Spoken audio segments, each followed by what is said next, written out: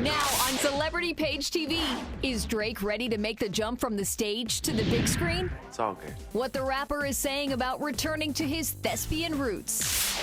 It's a city of stars. Vanity Fair assembles their 2017 Hollywood issue.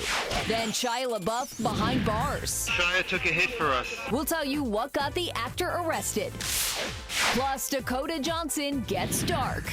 The actress talks 50 Shades Darker, but have her famous parents seen the movies? You're just gonna stand there gawking.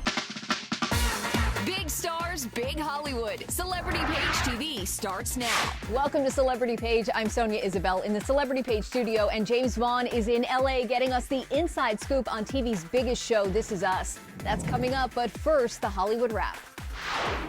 Is Drake getting ready to return to acting? Drake, right here, man. According to Drake, yes. The rapper appearing on University of Kentucky basketball coach John Calipari's podcast, revealing he has plans to return to his thespian roots, saying, "Acting is another thing that I just can't wait to really dive into. After I finish this tour, I think I'm going to really start to position myself in the acting world." Before he was an international rap superstar, Drake, aka Aubrey Graham, appeared in 145 episodes of the teen drama Degrassi: The Next Generation.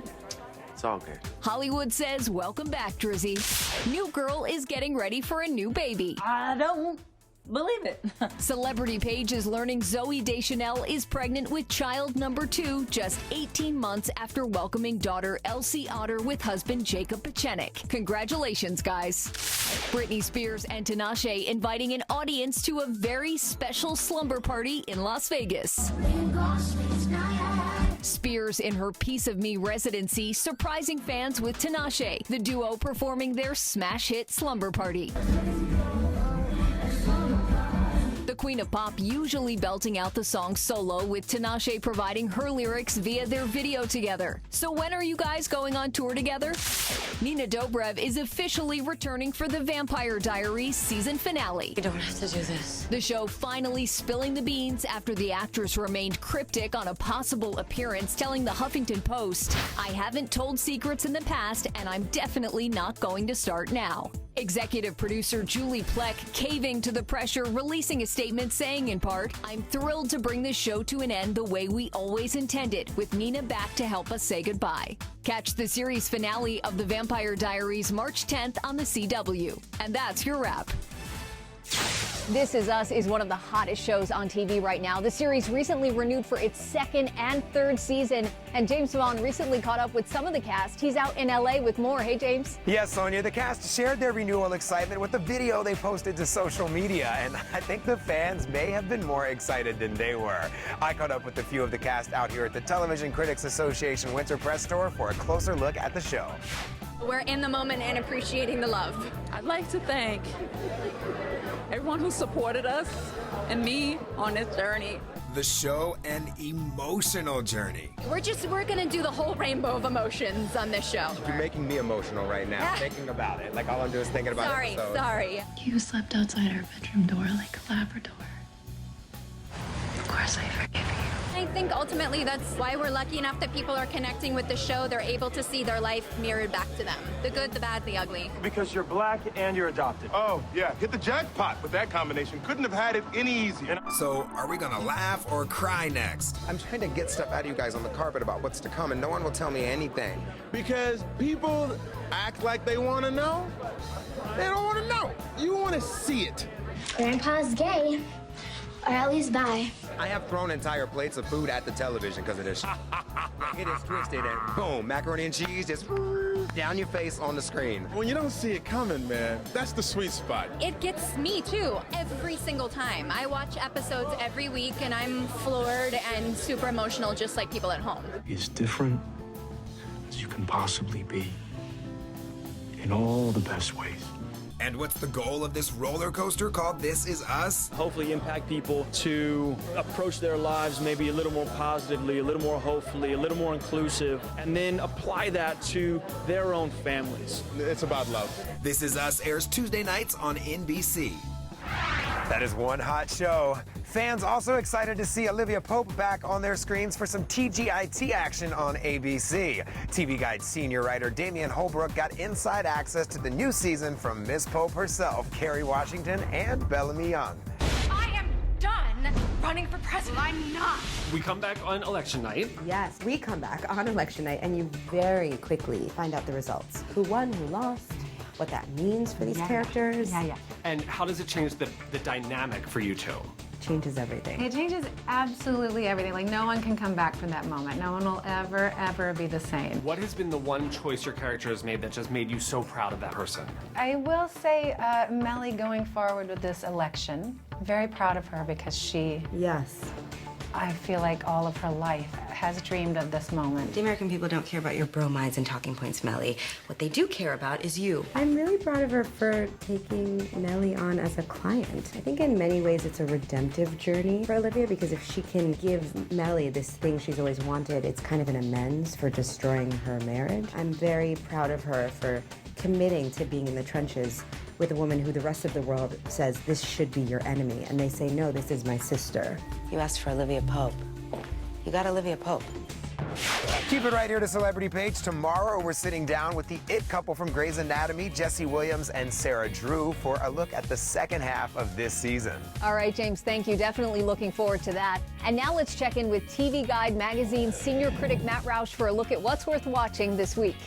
Streaming on Netflix this Friday is one of the most addictive guilty pleasures I've seen in a long time. It is called Santa Clarita Diet, and that diet is weirdly and horrifyingly human flesh. But let me tell you, this is a comedy that stars the adorable Drew Barrymore and Timothy Oliphant as married realtors in suburbia. You eat people. I know. It's just that I'm so much more confident. I can parallel park in one move now. And she somehow develops a taste for her neighbors, but it plays in a very, very tongue-in-cheek fashion. You'll kind of root for these characters, and let me tell you, you're not going to be able to watch just one. Sunday night is, of course, the biggest night of television in the entire year. It is Super Bowl Sunday. It's a rare night of television where you watch the ads almost as much as you watch the game. And no one's going to be able to take their eyes off the halftime, because this year it's Lady Gaga. If Lady Gaga puts on a great show, then we'll all go home happy. Carter, where are you? We're blown. This isn't payback. It may be an attack. Capping Super Bowl Sunday is the premiere on Fox of 24 Legacy. And we've been waiting a long time for the reboot of 24. It's continuing without Jack Bauer. This time the hero is played by Corey Hawkins. His team took down a Osama bin Laden type terrorist, but now they're paying the price. He's the sole guy on the run. He's a fugitive working with the CTU. Former head is played by Miranda Otto, whose husband Jimmy Smits is running for president. Action, nonstop suspense, and the action will continue on Mondays hereafter. But on the first night, that's the way to finish your Super Bowl Sunday. For more reviews, commentary, and TV news, pick up a copy of TV Guide today. Yeah, our DVRs are definitely going to be on overload. All right, thank you, Matt. Coming up, we're going on the record with Andy Cohen, our next president. Are you going to run for president or something? Yeah, I could. But first, Vanity Fair assembles a city of stars for its Hollywood issue. And Shia LaBeouf behind bars. Shia took a hit for us. We'll tell you why the actor was arrested. That's next.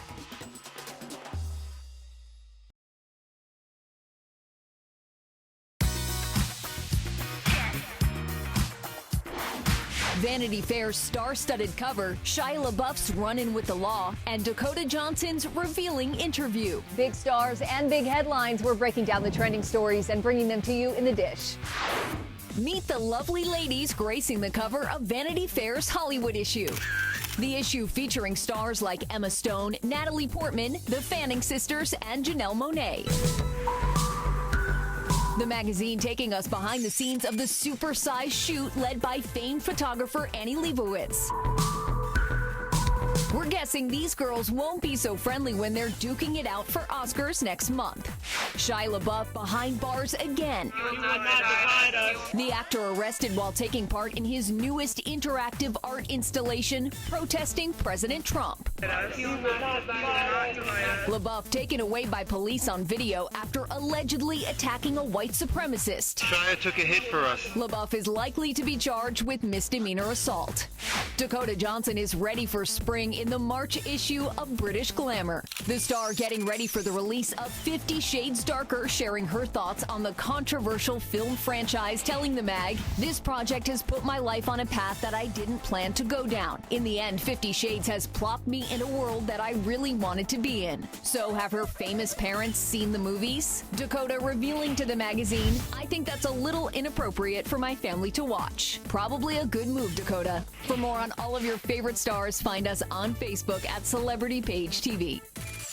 Well, if there's one man who's at the center of the dish, it's Andy Cohen. And James, you recently got him to dish some dirt out in LA. What did he tell you? Sonia, some of it I can tell you, and some of it is not safe for TV. Andy Cohen has interviewed some of the biggest names in Hollywood, and I got him to go on the record and spill the beans about his famous guest. Hey everybody, it's Andy, the host of Bravo's Watch What Happens Live. It's been 7.5 years. 7.5 years? Yeah. Did you expect it to last this long when it started? No, but I'm thrilled that it has. And the time has come for you to plead the fifth. You can ask the questions from celebrities and get answers. I think they know what they're getting into. It's live. They have cocktails. Can you say 3 nice things about Nicki Minaj? And you're getting to ask them anything. Yes, I definitely go there with them, and I like that. And they seem to like it. Yeah, James, with a Y. You mentioned alcohol. Anybody ever just get bombed on the show? Oh my God, we've had people getting faced left and right, absolutely. But that's great. I mean, you know, Mariah was on recently, and she was in her cups a little bit. Is that not good? Now for the good stuff. Favorite guest ever?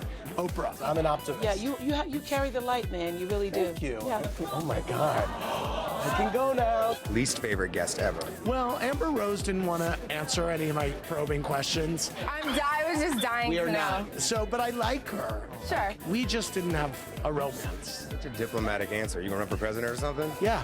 Yeah. I could. Andy Cohen for president? We know quite a few housewives who would cast their vote. Final question. Favorite bartender ever? You. And that's what I was going for. Yes, I was the Watch What Happens Live bartender once, and no shirt, because it's Andy. Catch Andy and all his celebrity guests. Watch What Happens Live airs on Bravo. The freeform drama The Fosters is returning this week. TV Guide magazine West Coast Bureau Chief Jim Halterman sat down with the stars for a sneak peek.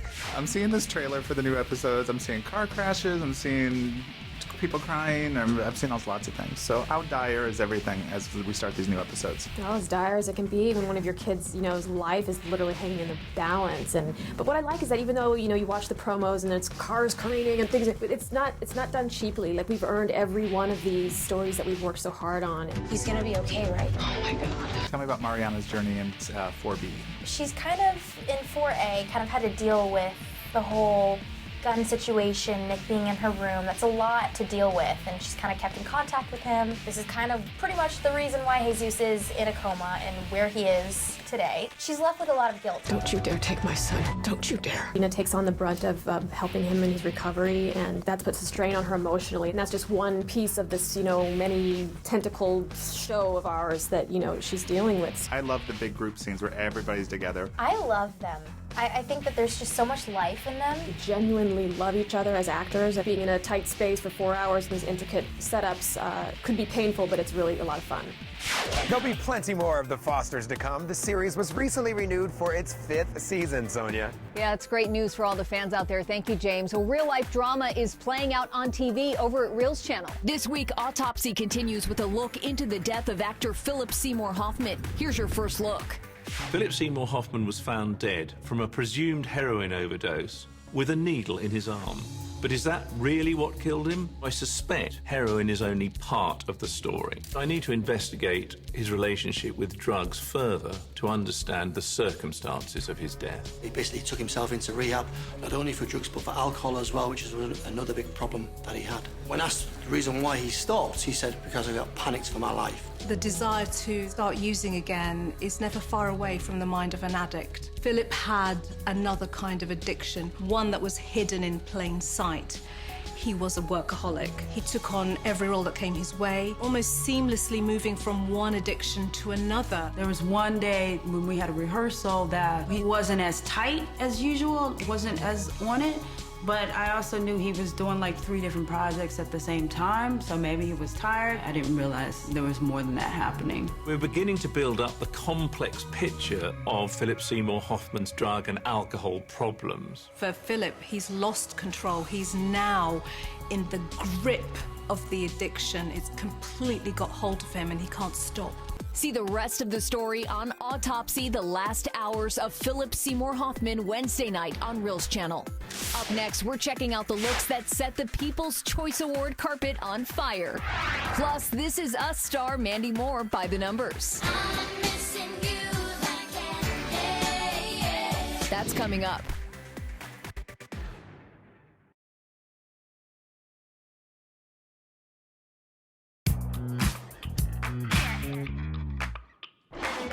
She is the matriarch of the This Is Us family, but Mandy Moore has a long history in Hollywood before that role. Here's a look back at her career by the numbers.